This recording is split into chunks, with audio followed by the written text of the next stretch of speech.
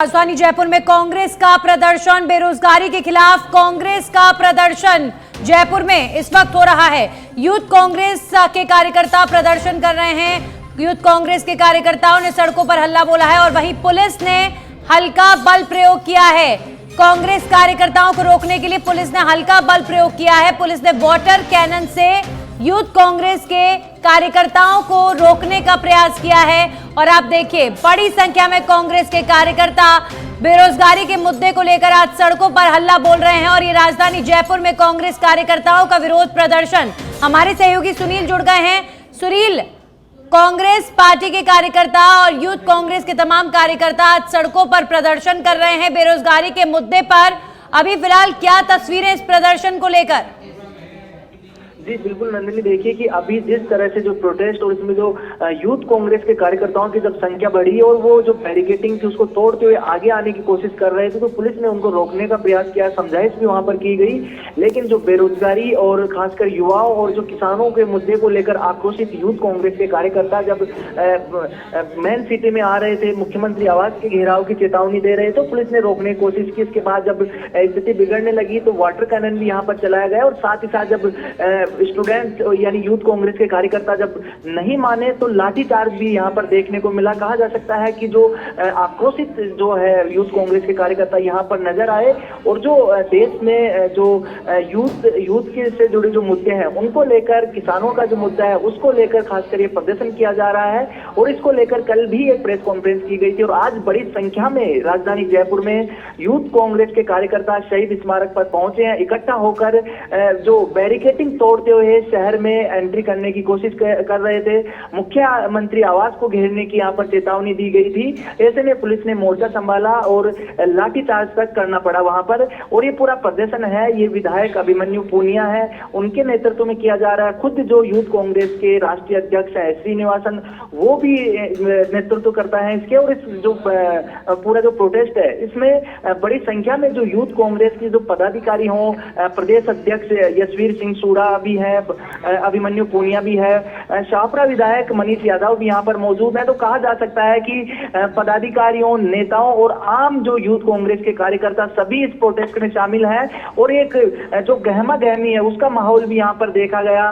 Police के साथ धक्का मुक्की का भी यहाँ पर नजारा देखने को मिला और पुलिस ने जो प्रोटेस्ट है इसको रोकने के लिए, संयम बरतने के लिए लगातार उनको चेतावनी दे रहे थे जो यूथ कांग्रेस के कार्यकर्ता। लेकिन जब वो आक्रोशित हुए और नहीं माने, जब उग्र हुए तो पुलिस को स्थिति संभालनी पड़ी। अचानक से कांग्रेस के कार्यकर्ताओं का गुस्सा सड़कों पे क्यों फूट रहा है? इसके पीछे का क्या मुख्य कारण है कि बेरोजगारी के मुद्दे पर ये यूथ कांग्रेस के कार्यकर्ता मुख्यमंत्री के आवास का घेराव करने के लिए पहुंचे हैं?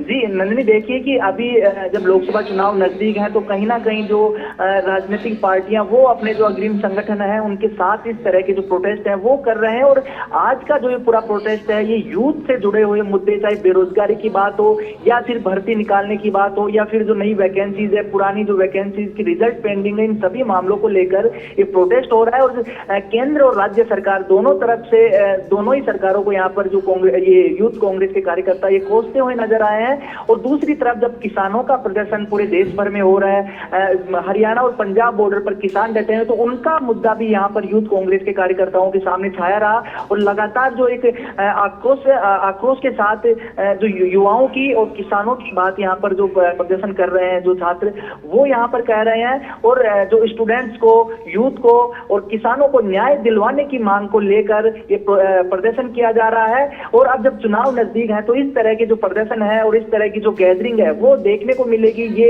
कहा जा सकता है कि विपक्ष की तरफ से एक शुरुआत है।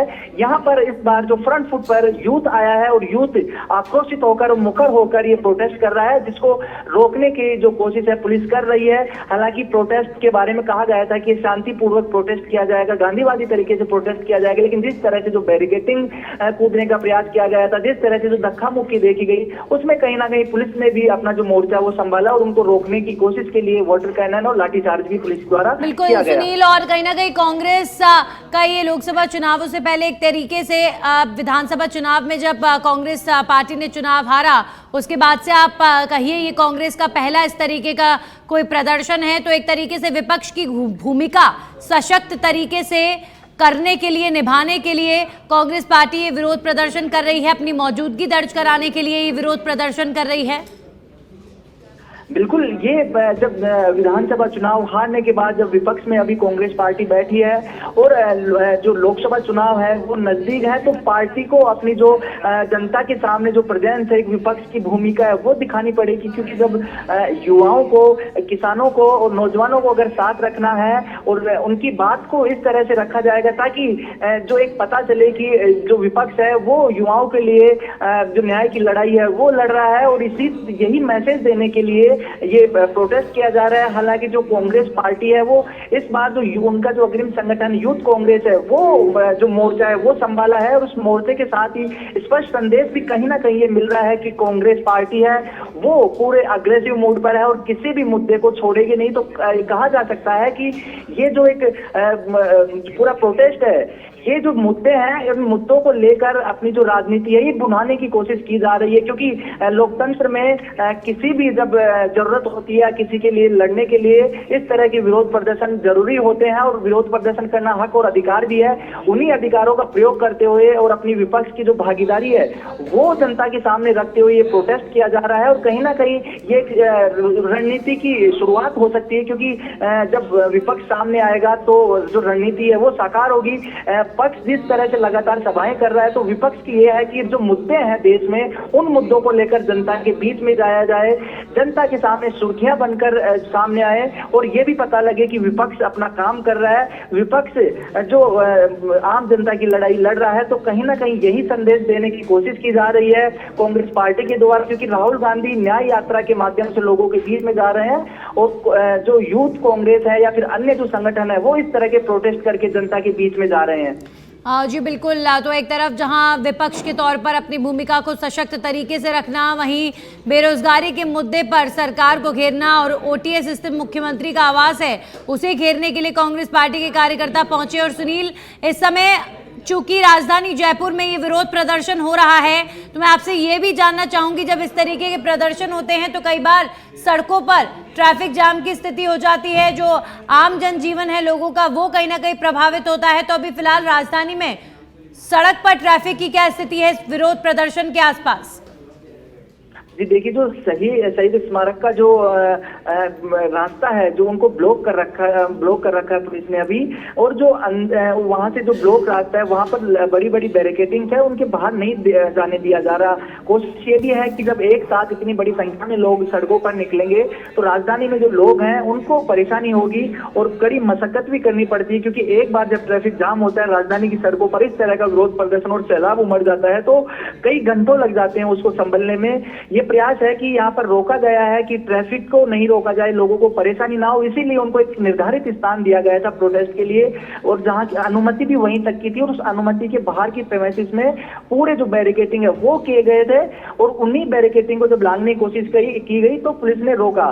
फिलहाल जो बाहर के ट्रैफिक की स्थिति है वो ठीक है, लेकिन अगर ये पुलिस रोकती नहीं और सड़कों पर जब ये यूथ कांग्रेस के कार्यकर्ता आते तो लोगों को परेशानी हो सकती थी, क्योंकि इस तरह के जब प्रोटेस्ट होते हैं तो एक अनुमति के जो मिलती है उसके बाहर भी जाकर बड़ी संख्या में लोग एकत्रित हो जाते हैं, और इसका सीधा सीधा जो खामियाजा है वो आम लोगों को और जो आवागमन कर रहे लोगों को भुगतना पड़ता है। तो कहीं ना कहीं अभी तक कोशिश यही है पुलिस की कि इनको तय जहां पर परमिशन दी गई है वहीं पर प्रोटेस्ट हो, बाहर ना जा पाए, इसकी कोशिश की जा रही है। सुनील, एक बार फिर से आपसे जानना चाहेंगे, कांग्रेस पार्टी के तमाम नेता इस विरोध प्रदर्शन में पहुंचे और मुख्य तौर पर ये यूथ कांग्रेस का विरोध प्रदर्शन है जो बेरोजगारी के मुद्दे पर सरकार को घेरने के लिए किया जा रहा है।